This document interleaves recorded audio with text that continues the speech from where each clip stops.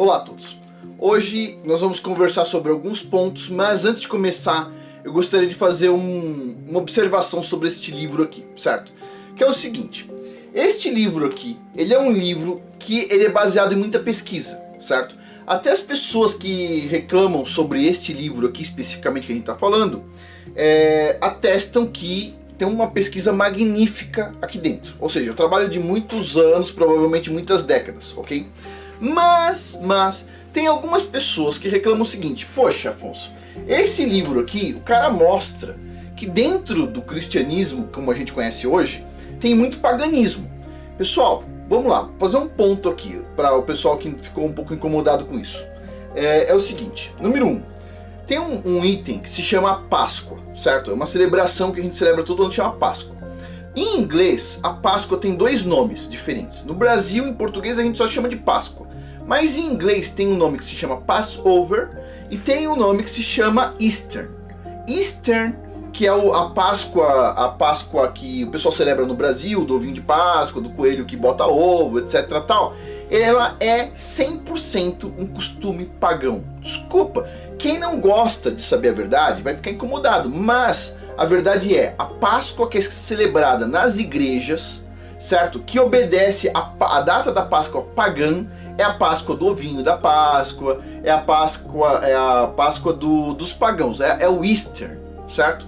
Na Bíblia, a Páscoa correta se chama, o pessoal traduz para o inglês como Passover. O nome da Páscoa correta, na verdade, é Pessar, certo? Pessar é a Páscoa bíblica. Então assim, quando o autor do livro ele diz o seguinte: existem muitas coisas pagãs dentro do que a gente chama de cristianismo hoje, eu não posso dizer que ele está errado. Pelo contrário, eu concordo com ele. Então vamos pegar outro ponto aqui. Natal. Natal não tem uma passagem na Bíblia que fala para a gente celebrar o Natal. Nenhuma. 0 passagens. Certo? Então a pessoa fala: pô, Afonso, o cara diz que dentro do cristianismo tem muito paganismo. Pessoal, sério, só cego não vê, certo? Só cego não vê. Quem se incomoda com uma coisa dessa, desculpa. Aí o pessoal fala: não, mas o Natal é importante, etc. Com certeza é importante para os pagãos, certo? É uma parte foi agregado a uma religião aí cheia de mistura que o pessoal aceita. Mas a verdade é, a gente tem que ter um pouco de discernimento para ver as coisas, certo? E quando alguém aponta o dedo pra gente e diz assim: ó, você tá errado em tal situação, você pode ter um chilique, ou você pode analisar, porque, pessoal, todos nós erramos em algum momento, certo? Por falta de conhecimento, por outras tantas coisas. Então assim, hoje eu vou falar sobre um tema aqui importante, mas eu gostaria de colocar mais algumas observações. Por exemplo, mais uma observação aqui, tá? De sexta-feira, pessoal, teve acho que umas 500 pessoas que entraram novas no canal por causa dessa série deste livro aqui. De sexta-feira eu tento colocar vídeos mais relacionados à Bíblia. E quando eu coloco vídeos relacionados à Bíblia, muitas pessoas se sentem um pouco escandalizadas, no sentido de que: ah, Afonso, mas isso não é igual ao paganismo que a gente aprendeu na igreja. Pois é. Neste canal aqui, a gente não ensina o ponto de vista pagão da Bíblia. A gente ensina o ponto de vista israelita.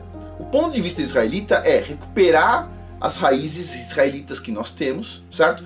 A maioria das pessoas podem dizer que não tem raiz nenhuma israelita, só que elas não sabem quem que foi o tataravô delas. Ou seja, né? Você percebe? A história foi ocultada de muitas pessoas. Então a gente tenta recuperar as raízes israelitas. Bom, então assim, o ponto de vista que eu tento colocar é um ponto de vista israelita, seja dessa Bíblia aqui, que é o verdadeiro nome, ou seja da Bíblia da Sefer, que são traduções com um ponto de vista mais israelita, certo? São perfeitas, são traduções muito boas, no sentido de que assim, elas buscam o original, certo? Não tem nada aqui diferente do original, mas a ideia é recuperar as raízes hebraicas israelitas do povo que entende, que está sendo chamado pelo Criador nesse final dos tempos, certo? Pois bem, um outro ponto aqui que eu gostaria de levantar sobre esse livro é o seguinte, vamos lá.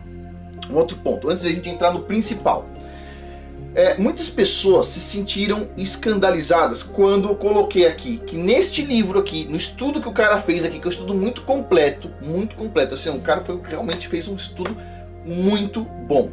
tem pessoas que pegam trechos desse livro aqui e falam o seguinte: isso aqui vai contra a Bíblia. Pessoal, só uma observação. Este livro não foi feito para ser lido por trechos. Por exemplo, tem um capítulo inteiro aqui que ele fala o seguinte, em tal conhecimento o pessoal acredita nisso, o pessoal da maçonaria acredita em tal coisa, o pessoal não sei o que acredita em tal coisa. Tudo confirmando a mesma visão. E ele coloca no final do capítulo: eu não concordo. Ele coloca: eu não concordo. Ou seja, ele apresenta o conhecimento, ele não está te removendo o conhecimento, ele está apresentando como se fosse um relatório, e ele diz: eu não concordo por tal e tal motivo, por tal e tal passagem bíblica. Então você pegar um parágrafo desse livro aqui isolado, tipo, sim, você pode achar coisas que não fazem sentido, mas se você ler o livro como um todo, você vai ver que ele foi muito bem redigido e assim, é muito interessante. Pessoal, a gente tem uma pequena interrupção. Então, continuando aqui, uma das coisas que deixaram as pessoas assim escandalizadas com relação a esse estudo aqui, que é um bom estudo inclusive, foi a questão do cara colocar que uma das pedras fundamentais, ou a pedra fundamental da religião pagã dos anjos caídos, foi o que a gente chama de monogamia, certo? E assim, eu gostaria de colocar uma observação aqui, certo? Que é o seguinte, vamos lá, vamos por partes. Todo mundo sabe que eu sou casado com uma esposa só, certo?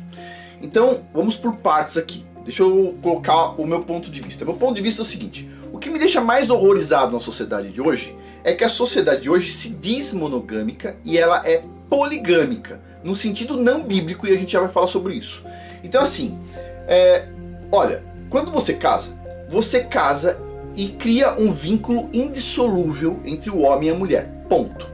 Não é porque o governo te deu um papel depois que você se divorciou, etc, tal, que o papel chegou lá em cima e alguém lá de cima, no céu, assinou dizendo que tá ok. Não é isso, certo? O governo pode falar o que ele quiser, só que o casamento é indissolúvel, ponto, ok? Pois bem, então você tem lá um homem e uma mulher, eles se casam, um casamento indissolúvel, bíblico, para todo sempre, certo?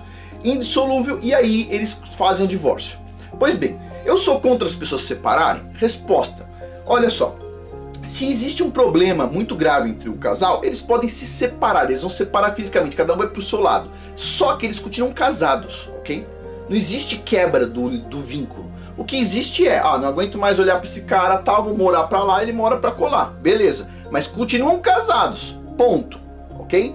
Então aí a pessoa casa, tal, divorcia e ela continua casada. Ela não sabe, ela pensa, as pessoas pensam que o governo tem um fax que ele manda lá pro céu e lá no céu alguém assina e beleza, tá tudo certo o divórcio aí. Não existe isso. Pois bem, então ela continua casada. O governo diz que não, mas lá no céu continua casado. Pois bem, aí essas pessoas vão lá e casam de novo, certo? Isso é poligamia, certo? Ou seja, pessoas que têm múltiplos parceiros em relação, ou seja, a pessoa está casada com um, mas casa com outro, que depois se divorcia de novo e casa com outro, etc, tal. Tem pessoas, eu conheço colegas que, tipo assim, a esposa tem um filho de 3 pessoas diferentes.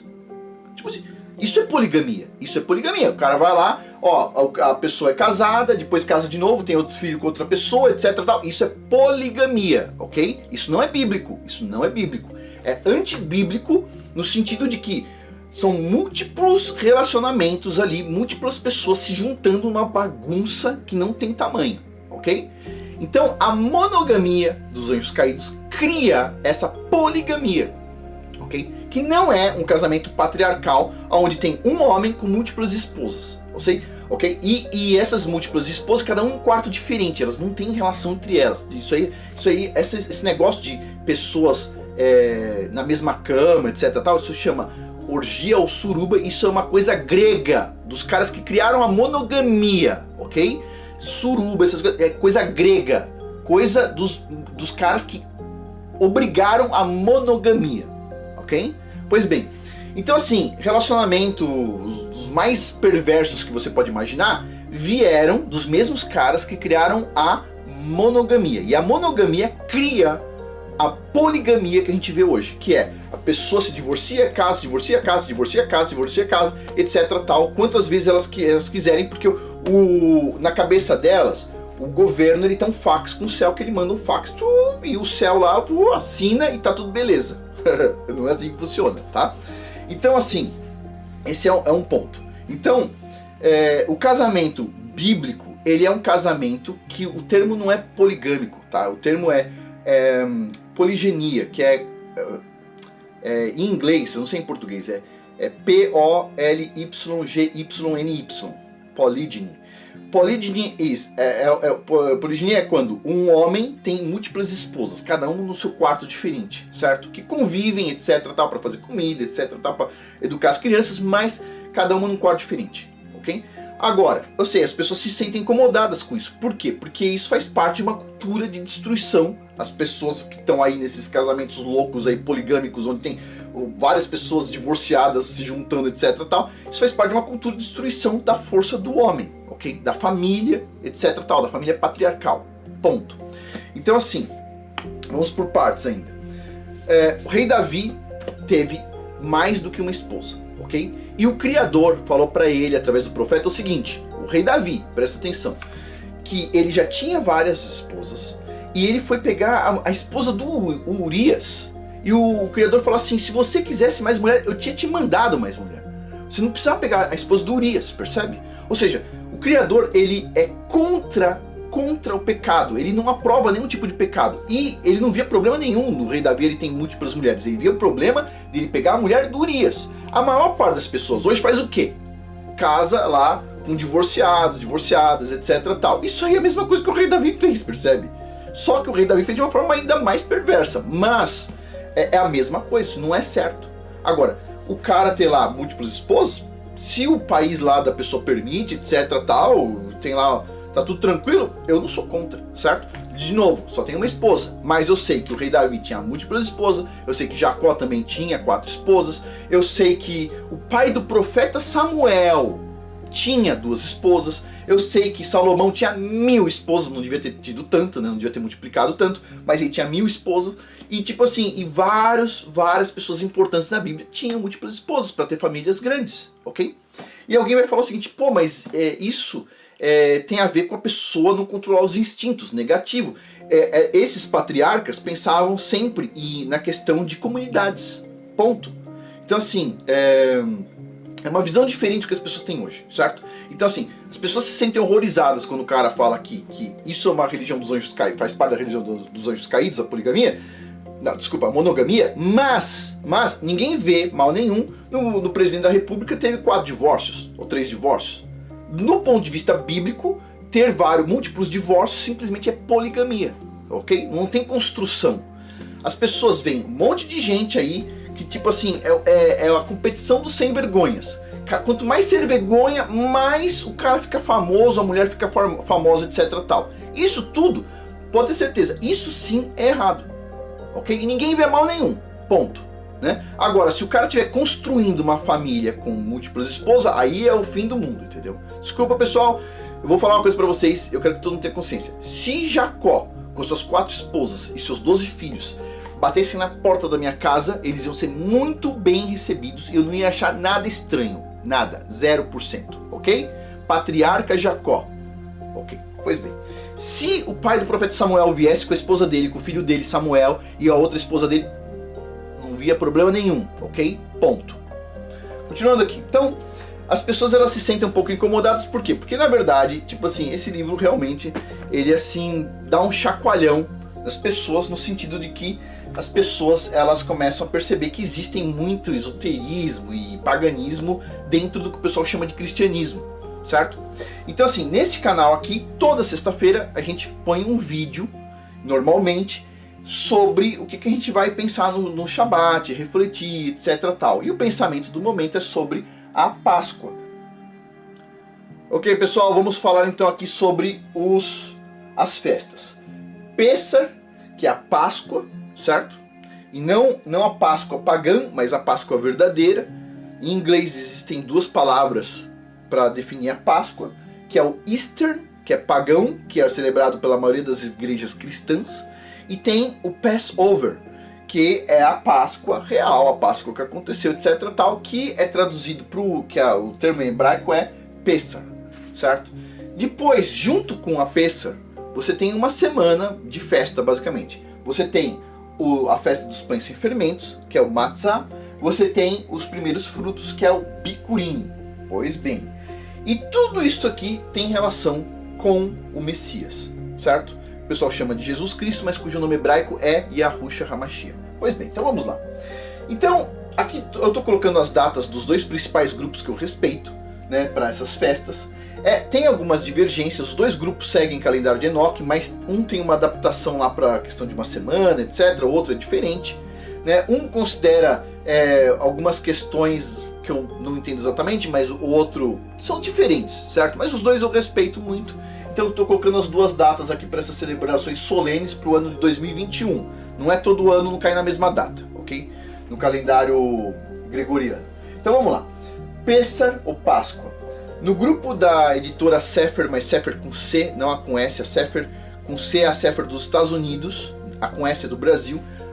Da editora Sefer, o pessoal coloca a Pêssar dia 26 de março, certo? O dia que vocês estão assistindo esse vídeo. No grupo do Yahusef, o pessoal coloca dia 30 de março, a Pêssar. Pois bem. Em seguida a Pêssar, no dia seguinte começa a semana onde tem a festa dos pães sem fermentos. A gente vai falar sobre ela, que se chama Matzah. No grupo da editora Sefer começa então no dia seguinte, dia 27, e no grupo do pessoal do Yahusef começa no dia seguinte, do dia 30, dia 31. Então você vai escolher. Se você escolher dia 26, a outra festa é dia 27. Se você escolher dia 30, a outra festa é dia 31. Ok? Pois bem. E ela termina, para quem celebra no dia 27 o início dela, ela termina no dia 2 de abril. Para quem celebra o início dela no dia 31 de março, ela vai finalizar no dia 6 de abril. Ok? Pois bem, e no meio dessa festa aqui, a gente tem uma outra festa que se chama a Festa dos Primeiros Frutos, ou Bicurim.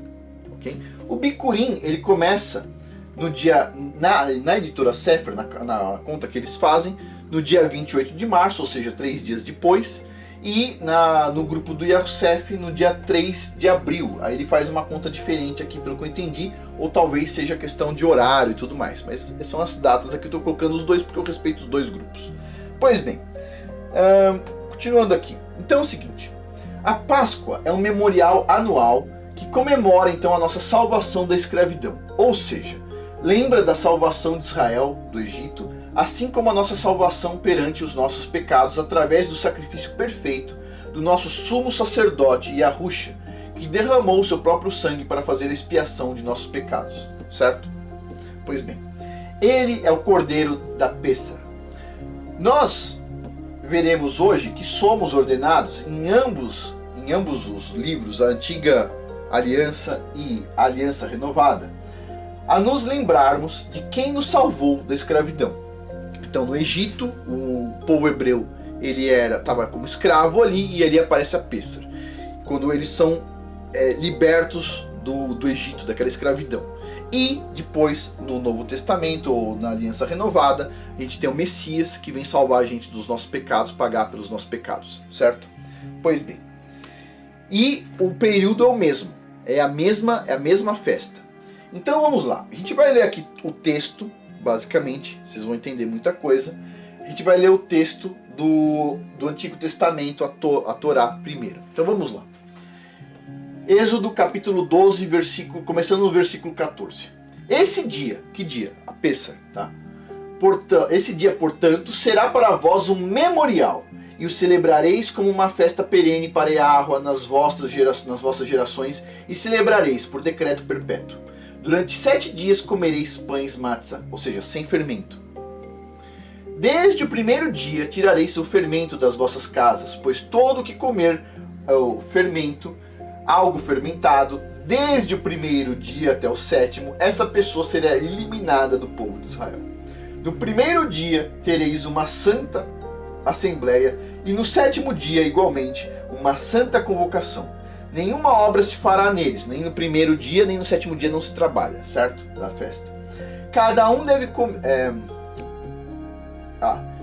vou continuar. Nenhuma obra se fará neles, e vós preparareis somente o que cada um deve comer. Celebrareis, portanto, a festa dos pães sem fermento, porque foi nesse mesmo dia que eu tirei os exércitos de Israel do Egito. Vós observareis esse dia por todas as vossas gerações, porquanto é um decreto perpétuo. Então assim, a Páscoa, ela começa, o Pêssar, ela começa num dia à noite, e no dia seguinte, já de manhã, já começou a festa dos pães sem fermentos, ok? Então, você também pode já estar com tudo pronto, é lógico, na Páscoa, na Pêssar, para essa festa aqui. Você deve estar com tudo pronto. Então você não vai, naquela semana, você não vai se alimentar com nada fermentado. Então, para quem assistir meus cursos de fermentados, nada de chucrute, nada de pão fermentado, nada de nada fermentado, ok? Nada de kefir, nada de nada fermentado, ok? Uma semana. Pois bem, continuando aqui. No primeiro mês, ao 14 dias do mês, à tarde, comereis pães ázimos até 21 do mês à tarde. Ponto. Por 7 dias não se ache fermento algum nas vossas casas, porque qualquer que comer pão levedado, esse será cortado da congregação de Israel, tanto peregrino como natural da terra.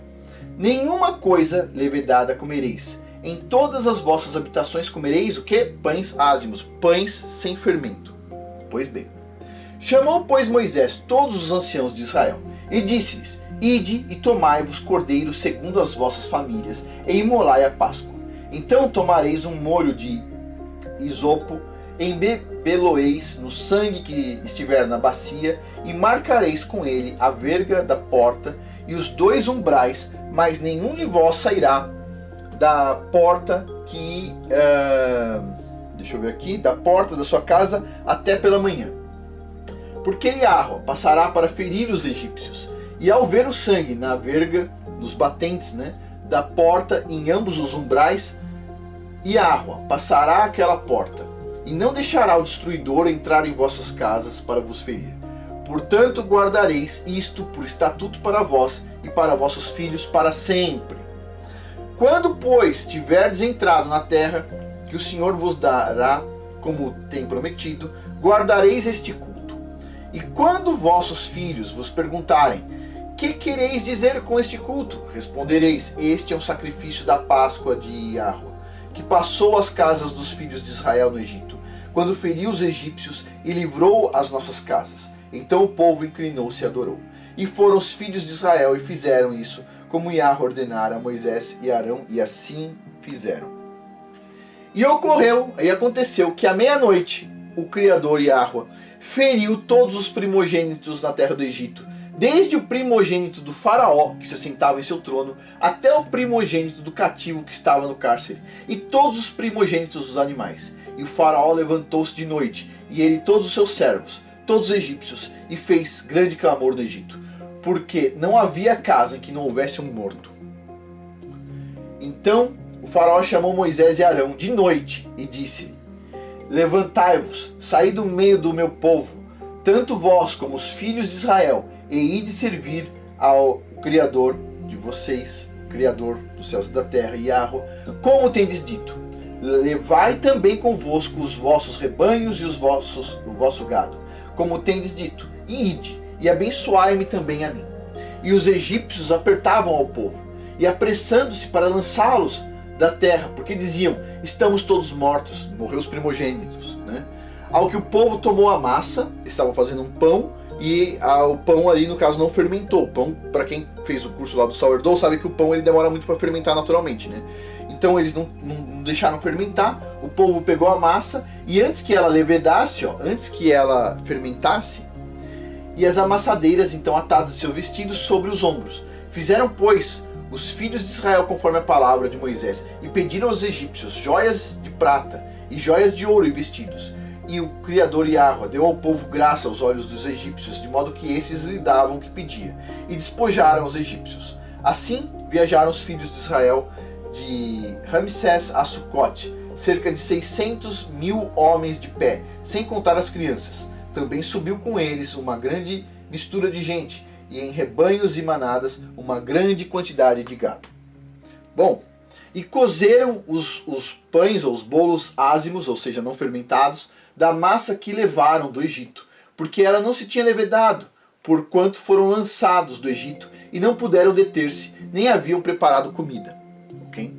Ora, o tempo que os filhos de Israel moraram no Egito foi de 430 anos. E aconteceu que ao fim de 430 anos, naquele mesmo dia, de forma muito precisa, todos os exércitos do Criador Yahweh saíram da terra do Egito. Esta é uma noite que se deve guardar Yahweh, deve-se guardar o Criador, porque os tirou da terra do Egito. Esta é a noite onde devemos guardar Yahweh, que deve ser então guardada essa noite por todos os filhos de Israel através de suas gerações, ou seja, inclui todo mundo. Pois bem, continuando. Então você tem a Páscoa, certo? A libertação do Egito. E aí vem o pão, os pães sem fermentos. Então, o pão sem fermento ele é conhecido como o pão da aflição, o pão da humildade e da pressa. Nós somos ordenados a comer o pão sem fermento para nos lembrarmos do pão que os nossos ancestrais comeram quando saíram do Egito com pressa. Também somos ordenados a comer este pão e a beber vinho em memória da morte de Yahusha, o Messias, que as pessoas conhecem como Jesus Cristo, mas cujo nome hebraico é Yahushua HaMashiach. Então eu vou pegar 3 trechos aqui do Novo Testamento, certo? Da Aliança Renovada, e vamos dar uma verificada nisso. Então olha só, 1 Coríntios capítulo 5, versículos de 6 a 8. Esse vosso orgulho não é bom. Não sabeis que um pouco de fermento faz com que toda a massa fique levedada, fermentada? Livrai-vos do fermento velho, a fim de que sejais massa nova e sem fermento, assim como certamente sois. Portanto, Yahusha, nosso cordeiro pascal da Páscoa, nosso cordeiro da Páscoa, foi sacrificado. Por isso celebremos a festa. Não com fermento velho, nem com fermento do maligno, da corrupção, mas com os pães sem fermento da sinceridade e da verdade, que as pessoas não gostam muito da verdade, né? Mas vamos lá. Continuando aqui. 1 Coríntios capítulo 11, e a gente vai pegar aqui uma parte do versículo 23 para frente. E Yahusha, na noite que foi traído, tomou o pão e logo após haver dado graças, o partiu e disse: isto é o meu corpo, que é dado a vós. Fazei isto em memória de mim. Do mesmo modo, depois de comer, ele tomou um cálice e declarou: este cálice é a nova aliança no meu sangue. Fazei isto todas as vezes que beberdes em memória de mim. Portanto, todas as vezes que comerdes deste pão e beberdes deste cálice, proclamarás a morte aqui do Criador até que ele venha. Pois bem, então vamos lá. Vamos fazer uma reflexão aqui. O Messias, ok? Yahusha, ele celebrou a Páscoa, ok? Ele usou o pão sem fermento, ele usou o vinho lá na Páscoa, certo? Ele celebrou a Páscoa, tudo bem? Pois bem.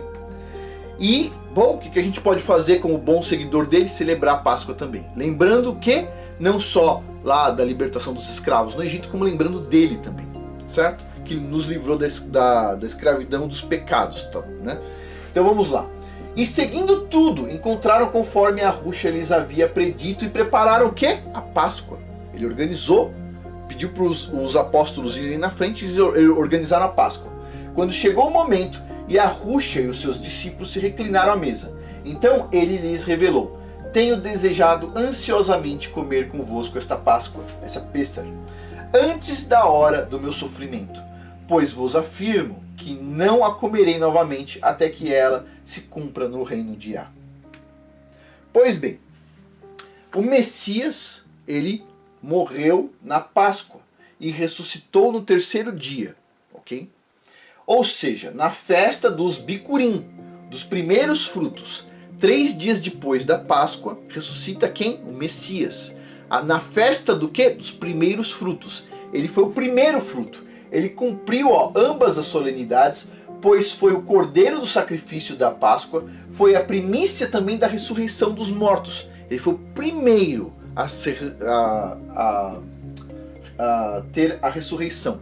Então, ou seja, ele vive de novo, ele é o primeiro fruto, ok? No Bicurim. Então, ele também foi o pão sem fermento, pois não havia nenhum pecado nele. Cumpriu assim a solenidade do Matzah, ou seja, das festas dos pães sem fermentos. Agora vem uma pergunta comum, que é o seguinte, vamos lá. Essa aqui. Se o Messias celebrou a Páscoa com os apóstolos, como é que ele foi morto na Páscoa? Essa é difícil, hein? Vamos lá. Ele celebrou a Páscoa, todo mundo sabe disso. Ele mandou o pessoal na frente. Lá na frente, eles chegaram lá no lugar, encontraram tudo que tinha lá, prepararam a Páscoa. Chega o Messias. O Messias tem a última ceia com os apóstolos na Páscoa. Mas ele foi o cordeiro do sacrifício da Páscoa. E ele não foi sacrificado naquele dia, porque ele estava se alimentando ali, estava comendo. Então como é que foi isso? Porque você tem basicamente duas datas de Páscoa, ok? Você tem uma data de Páscoa, tem a data principal da Páscoa, que é onde ele foi morto como cordeiro pascal, a data principal, e no dia anterior à Páscoa você tem uma Páscoa que você pode normalmente estar celebrando com pessoas que não estão puras. A gente vai ver isso. A gente só pode estar celebrando a Páscoa na data específica, correta, etc. tal, só as pessoas que são circuncisas. Então vamos dar uma olhada aqui, ó. Êxodo capítulo 12. Vamos pegar a partir do versículo 43. Então Yahweh ordenou a Moisés e Arão o seguinte: eis as leis para o sacrifício da Páscoa. Nenhum estrangeiro poderá comê-la. Entretanto, o escravo comprado depois de ser circuncidado terá direito de comê-la também. O residente temporário e o assalariado estrangeiro, ainda que circuncidado, dela não comerão. Há de se comer numa só casa, e não levareis dessa casa nenhum pedaço da carne. Não quebrareis osso algum. Toda a comunidade de Israel fará. Se algum imigrante estrangeiro habita contigo e quiser celebrar a Páscoa para Yahweh ele terá que se circuncidar todos do sexo masculino de sua família. Então poderá participar. A mesma lei se aplicará ao natural da terra e ao prosélito, o estrangeiro residente. Ou seja, só o circuncido que circuncidou a família inteira, ali no caso, pode participar dessa Páscoa. Então, quando a pessoa não tem a circuncisão, o que o pessoal fazia? Fazia uma Páscoa no dia anterior para esse pessoal aí, certo? Agora, na Páscoa, a data da Páscoa especificamente, então, é a data onde só tem ali as pessoas que estão circuncidadas, né? Todos os homens da família estão circuncidados. Pois bem, então continuando aqui. Então o Messias, ele fez a ceia no dia anterior, que também é considerado Páscoa, e depois no dia seguinte ele foi o Cordeiro da Páscoa especificamente, ok? Pois bem. Vamos lá. Primeira coisa, então. As pessoas perguntam assim, mas Afonso, tudo bem, entendi tudo isso, etc, tal. As datas estão mais ou menos, você vai ter que escolher aí, eu não vou falar pra você o que é certo ou errado na questão de datas, porque tipo assim, tem vários grupos diferentes, com várias datas diferentes, e a gente tem que encarar isso como um memorial, a gente não vai conseguir recuperar, porque nem todo mundo se arrependeu ainda dos seus antepassados que fizeram muitos erros, a gente tem que se arrepender e tem que sentir amargura por eles terem errado, por eles terem ido contra o Criador. Por que a gente deve fazer isso? Adivinha? Por que você deve se arrepender dos pecados dos seus antepassados? Foi você que fez? Porque você é semente deles, ok? Você não quer que você, como semente, dê os mesmos frutos que eles deram, todos corrompidos. Você tem que o quê? Buscar, mostrar que, olha, eu estou tentando fazer o meu melhor, e a gente vai sempre o quê? Tentar não ser estranho para o Criador dos céus e da terra, Yahweh Tsevaot, certo? Então vamos lá, continuando aqui.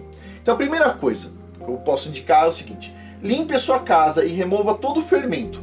Qualquer comida contendo fermento dentro da sua casa. Tira o fermento dentro da sua casa, ok?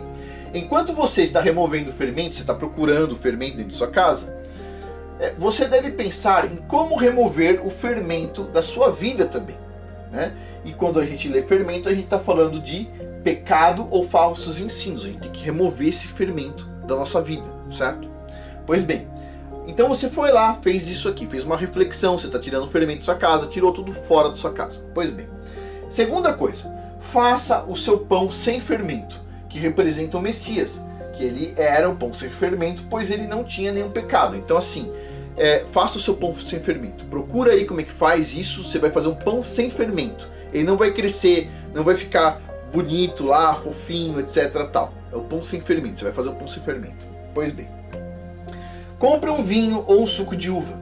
O vinho representa o sangue do Messias que foi derramado na Páscoa para nos santificar. Ele foi o sacrifício perfeito, certo? Prepare ervas amargas como escarola, mostarda, agrião, chicória, etc. Essas ervas amargas nos lembram do amargor da escravidão do Egito e do amargor dos nossos pecados, né? Que, puxa vida, alguém sem pecado teve que morrer pelos nossos pecados, né? Tipo assim, isso é amargo demais. Faça uma comida especial de cordeiro, pelo menos os israelitas faziam de cordeiro, então assim, uma opção, é um memorial, certo? Você não vai conseguir fazer como o pessoal fazia, mas é um memorial. Então se você conseguir comprar um pedaço de cordeiro, no caso, ou eventualmente até um pernil de cordeiro, que é pequeno, pesa uns... Quanto pesa? Pesa uns 2 quilos, 2 quilos e 100, 1,9 kg. É um pernil assim de cordeiro, não vai comprar um pernil de porco, né, filho? Mas vamos lá, de cordeiro, por isso que eu coloquei já grande aqui, porque as pessoas sempre associam pernil com porco, né? De cordeiro, certo? A coxa do cordeiro, para simbolizar o cordeiro da Páscoa, né? O Messias, especificamente. E lembre-se de não usar fermento durante uma semana, pois imediatamente após a Páscoa, inicia a festa dos pães sem fermento. Então a gente fica sem usar fermento durante uma semana. Bom, pessoal, por hoje é isso. Muito obrigado a todos. Até mais.